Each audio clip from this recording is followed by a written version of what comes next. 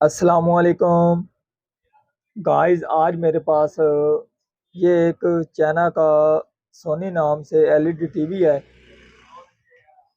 इसमें फॉल्ट ये था कि जिस तरह हमारे पैनल का साइड का ख़राब हो तो वो हॉरिजॉन्टल लाइनें देता है, रुक रुक कर चलता है। तो इस तरह का इसमें फॉल्ट था। फिर उसके बाद इसके साथ इसकी मैपिंग का भी फॉल्ट आ रहा था। तो उसके बाद इसको इसके जो ये सभी आईसी हैं, ये आईसी भी इसका मैंने रिसोल्ड किया, फिर भी फॉल्ट नहीं गया। फिर इसको मैंने रिसोल्ड किया, फिर भी हमारा जो फॉल्ट है वो क्लियर नहीं हुआ।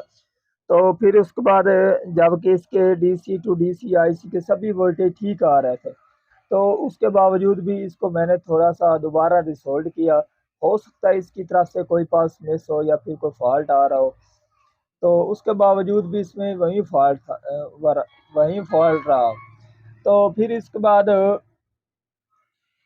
इसमें एक फॉल्ट और भी था। जिस तरह हमारा कोई ग्राउंड लूज हो या फिर हमारा कोई ये जो डाटा है, ये इसका एलवीडीएस जैक का कोई डाटा मिस हो, तो फिर भी इसके चेहरे के ऊपर कलर आते थे। ठीक है। तो उसको मैंने चेक करने के लिए इसकी ये सभी रेजिस्टेंस से चेक कर रहा था।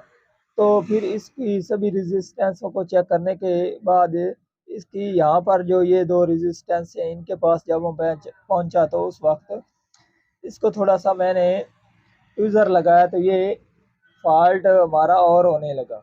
तो फिर इसके बाद इसका ये जो आईसी, इसको मैंने रिसोल्ड किया।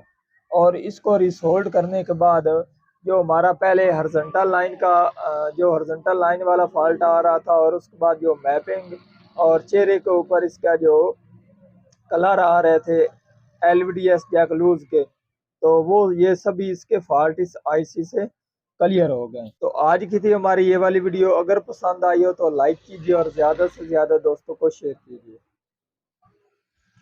अल्लाह हाफिज़।